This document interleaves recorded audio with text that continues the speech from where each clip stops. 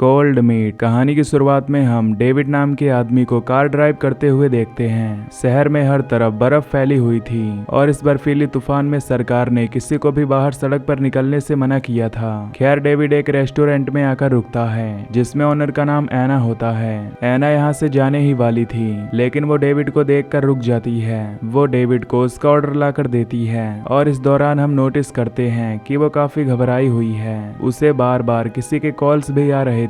तभी उसकी नजर एकदम से खिड़की के बाहर जाती है जहां बाहर एक कार रुकी हुई थी। उसे देखकर एना और भी ज्यादा डर जाती है, यानी कॉल्स करने वाला अब यहां तक पहुंच गया था। ये आदमी होटल के अंदर आते ही एना के साथ जोर जबरदस्ती करने लगता है क्योंकि उसे अपनी बेटी से मिलना है और एना उसकी एक्स वाइफ है। दरअसल वो आदमी ड्रग एडिक्ट था, इसीलिए कोर्ट ने उसे उसकी बेटी से मिलने के लिए मना किया हुआ था। तभी पीछे बैठा हुआ डेविड जो ये सब देख रहा था वो इस आदमी को रुक जाने को कहता है और उसकी यही हरकत एना के हस्बैंड का गुस्सा और बढ़ा देती है। गुस्से में वो डेविड से लड़ने के लिए जाता है लेकिन डेविड बहुत शांत बैठा हुआ था जो उससे कहता है कि तुम्हारे पास दो ही ऑप्शन हैं, या तुम मुझसे फाइट करो और जेल चले जाओ या फिर आराम से घर जाओ और अपना नशा छोड़ने की तैयारी करो और फिर जज से अपनी बेटी वापस ले लो। यहाँ वो डेविड की पुलिस बुलाने वाली बात से डर जाता है, इसीलिए वो चुपचाप वहाँ से चला जाता है जिससे एना रिलैक्स होती है और वो डेविड के इस बिहेवियर से काफी इम्प्रेस हो जाती है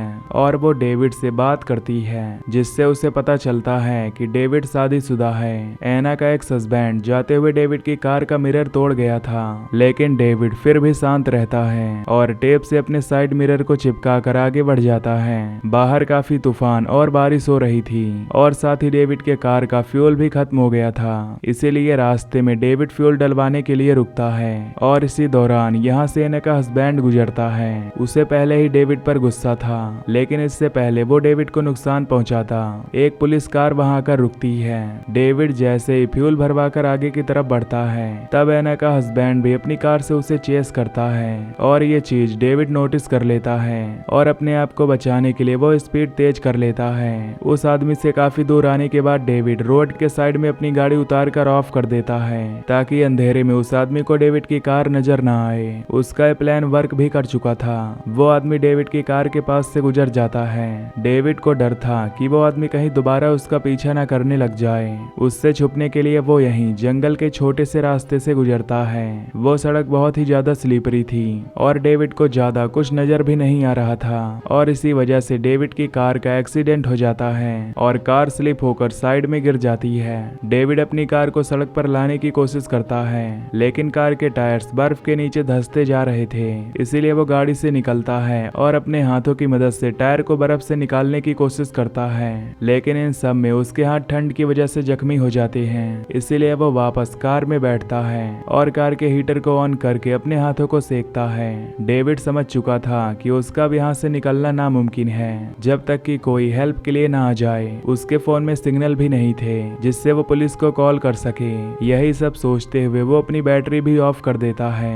फिर वो एक सिगरेट लगाता है और उसे पीते पीते ही सो जाता है। सुबह उसकी आंख किसी जानवर के गुर्राने से खुल जाती है। वो जंगली जानवर उसके आसपास ही था जिसके डर से डेविड अपने कार से बाहर भी नहीं निकलता। इस समय उसके पास खाने को भी कुछ नहीं होता, इसीलिए वो अपना यूरिन भी स्टोर कर लेता है। डेविड के दिमाग में आता है कि अगर ऐसे ही गाड़ी यहाँ खड़ी रही तो बर्फ गाड़ी को ढक देगी और उसका यहाँ से निकलना और भी ज्यादा मुश्किल हो जाएगा, इसीलिए अब वो कार से बाहर निकलता है। दूरबीन से आसपास देखने पर उसे दूर कहीं धुआं नजर आ रहा था, यानी वहाँ इंसान रहते होंगे। इसी उम्मीद में वो कार से निकल जाता है कि शायद उसे वहाँ कोई मदद मिल जाए। वहाँ जाने से पहले वो अपनी गाड़ी की डिग्गी खोलता है। उसकी गाड़ी की डिग्गी में हम बंधी हुई एना को देखते हैं। डेविड जिसे हम अच्छा इंसान समझ रहे थे वो एक किडनैपर था जिसने एना को किडनैप कर लिया था। वो कार से दूर जाने से पहले एना को वार्न करता है कि इस कार से निकलने की कोशिश भी मत करना, लेकिन एना उसके जाते ही निकलने की कोशिश करती है और उसके हाथ पैर जो टेप से बंधे थे वो उन्हें खोलने में कामयाब हो जाती है। अब वो उस गाड़ी से भी बाहर निकलना चाहती थी लेकिन कार की बैक साइड अंदर से नहीं खुलती, इसीलिए वो कार के बैक स्पीकर्स को हटाते हुए कार के अंदर आने में कामयाब हो जाती है और कार का दरवाजा खोलकर वहां से भागने लगती है। लेकिन दूर दूर तक उसे कोई भी जगह नहीं दिखाई देती तो वो वापस से कार के पास आ जाती है और उसके अंदर जाकर बैठ जाती है क्योंकि बाहर ठंडी बहुत ज्यादा बढ़ चुकी है। और दूसरी तरफ हम डेविड को देखते हैं जो उस कार से काफी दूर उस धुएं वाली जगह पहुंचता है और तभी उसका पैर एक पिट में फंस जाता है और टूट जाता है।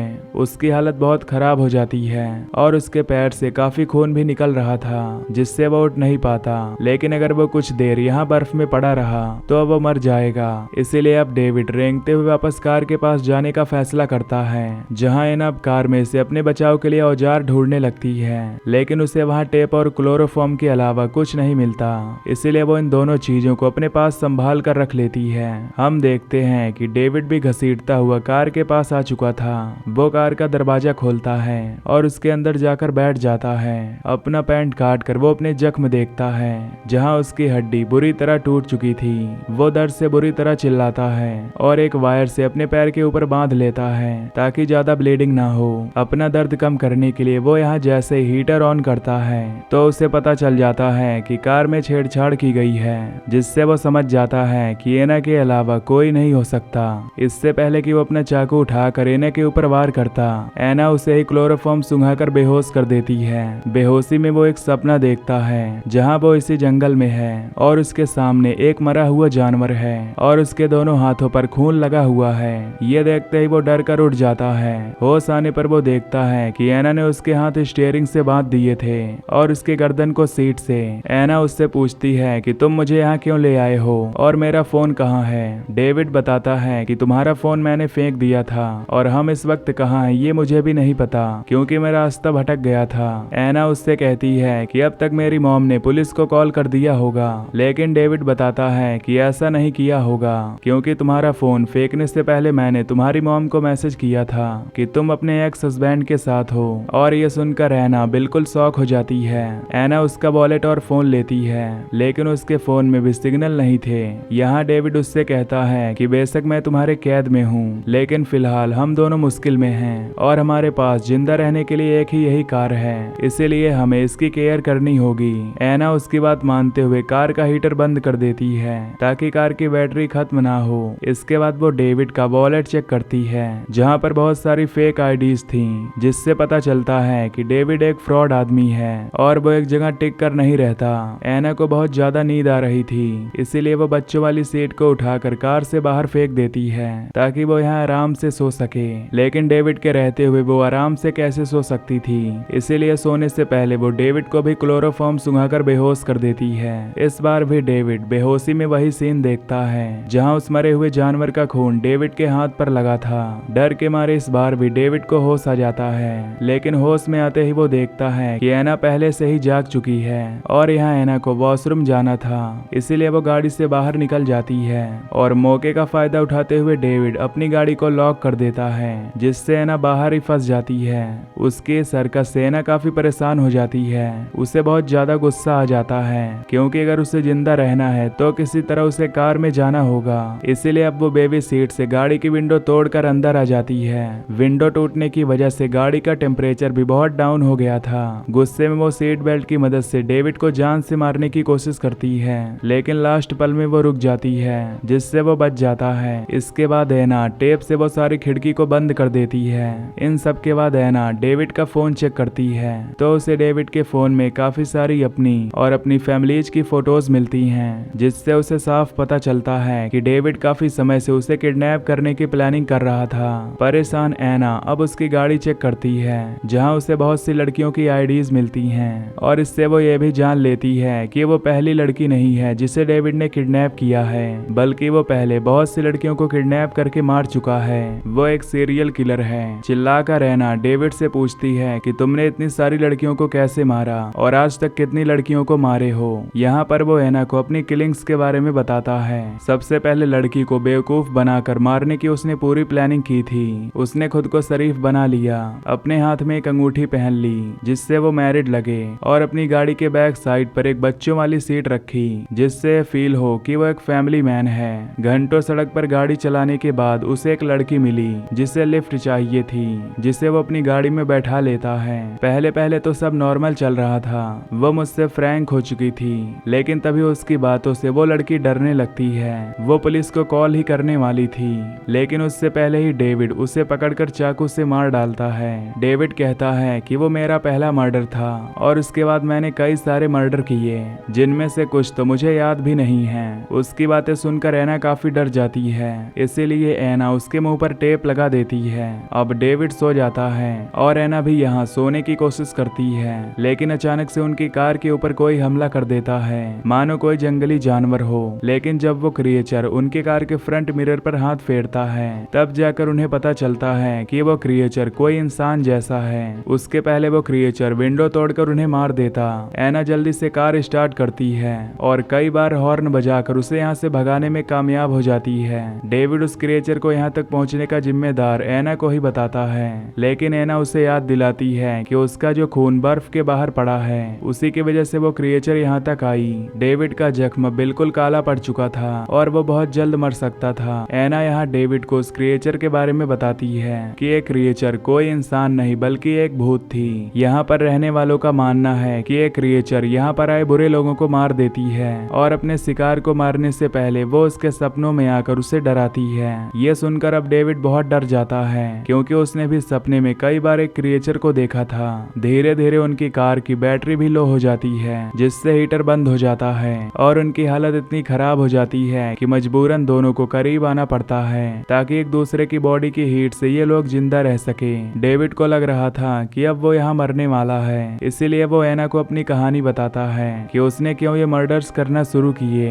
जब वो छोटा था तब उसकी माँ उस पर बहुत जुल्म करती थी और इसी वजह से वो इतना क्रूएल बन गया और सबसे पहले अपनी मॉम को मारा और अब इन लड़कियों को मारकर वो स्ट्रॉन्ग फील करता है, लेकिन असल में वो लड़कियों से डरता था। एना भी यहाँ अपनी स्टोरी सुनाती है कि जब वो बहुत छोटी थी तब उसके डैड उसे सही से ट्रीट नहीं करते थे। सालों तक वो ये सब बर्दाश्त करती रही और फिर एक दिन उसने अपनी मॉम को सब सच बता दिया, जिसके बाद उसके डैड को जेल हो गई। एना को लग रहा था कि मरते वक्त डेविड के दिल में रहम आ गया है, इसीलिए वो एना के साथ अच्छा बिहेव कर रहा है, पर एना को बेवकूफ बनाकर वो अपने हाथ पैर छुड़ा चुका होता है और इससे पहले एना कुछ समझ पाती वो एना का गला दबाकर उसे मारने की कोशिश करता है। अभी एना पूरी तरह मरी नहीं थी कि अचानक कोई उनके कार का दरवाजा खोलता है। बाहर से अंदर वाली वही भूत यानी क्रिएचर थी जिसकी कहानी एना ने डेविड को सुनाई थी। साथ में वो एना को भी ले जाने वाली थी, लेकिन एना खुद को बचाने के लिए वो जैकेट ही उतार देती है जिसे उस क्रिएचर ने पकड़ा हुआ था। डेविड को यहाँ से ले जाने के बाद एना जल्दी से कार को लॉक कर लेती है और वो क्रिएचर दोबारा यहाँ आकर उसे ढूंढ ना ले,